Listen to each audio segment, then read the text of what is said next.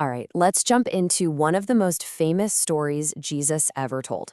It's a story all about a huge party, some really, really strange excuses, and an invitation that, believe it or not, is open to absolutely everyone. This is the parable of the Great Supper. Seriously, think about it for a sec. Was it a birthday party with a giant bouncy castle? A holiday get-together? What made it so awesome? Just hold on to that memory, because the story we're getting into today is all about the greatest invitation of all time. Okay, so to picture this, Jesus is actually at a pretty fancy dinner party himself. He's a guest at the house of a big shot religious leader. And as he's kind of looking around, he notices something about who was invited, and it gives him a great idea for a story with a massive lesson. Yeah, Jesus saw that the guest list was, a bit exclusive. It was all people who could invite the host back to their fancy parties. So he threw out a different idea. He said a real feast, a truly generous one, should welcome the poor, the people who could never pay you back. And that thought is what sets the stage for the incredible story he's about to tell. So this is where Jesus starts his parable. He says, there's this man who's planning a giant feast. Imagine the biggest banquet you can think of. Everything's perfectly planned, and a long list of people have already said yes, we'll be there, the excitement is building. So when the big day finally comes and every last little detail is perfect, the host sends his servant out with his final message. It's basically, it's time! The food is on the table, the music is playing, the party is starting right now. Get over here. But then, this is where the story takes a really weird turn. One by one, the people who had promised to come start making excuses. And as you're about to see, these excuses, well, they're not just bad, they are laughably silly. I mean, just listen to these. The first guy says he just bought some land and has to go see it. But he already bought it. Couldn't he check it out tomorrow?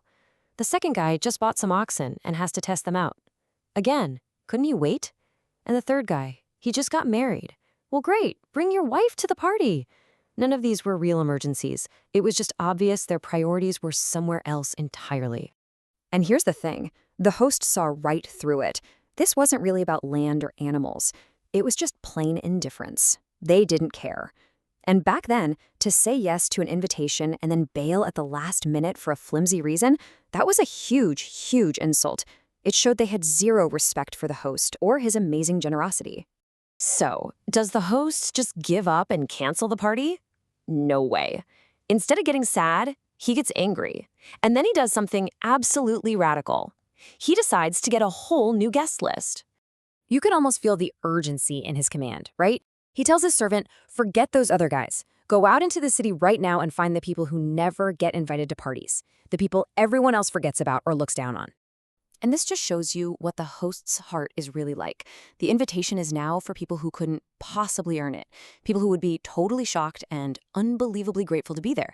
He wanted his house filled with people who would actually appreciate the amazing feast he'd prepared. And get this, even after the servant brings in all these people from the city streets, there's still more room. I mean, this host's generosity is just off the charts. His house is huge, and his welcome is even bigger.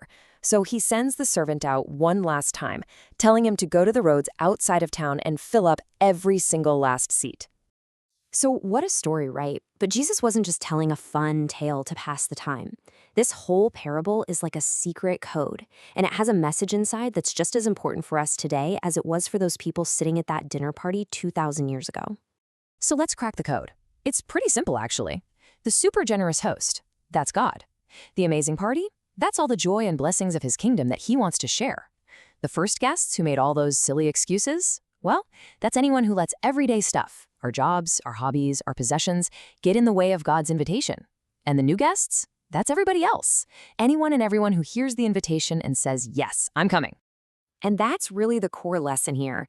We're all being asked to make God's invitation our number one priority. This story is kind of a warning that even good things, our families, our work, our stuff, can turn into bad excuses if they make us too busy for God and for the most important invitation we'll ever get. Now, when the host says compel them to come in, that word compel might sound a little intense, but it's not about forcing people or twisting their arms. It's about the compelling power of love. It's about showing people just how amazing and urgent this invitation is, so much so that they can't help but want to be there. There's this beautiful picture from another part of the Bible that captures this idea perfectly.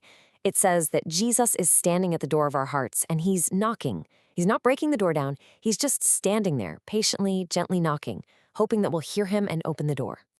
And so this whole story leaves us with a question for every single one of us. The party is ready, the table is set. The greatest host in the universe has sent you a personal invitation. There are no good excuses, only a choice. So how will you reply?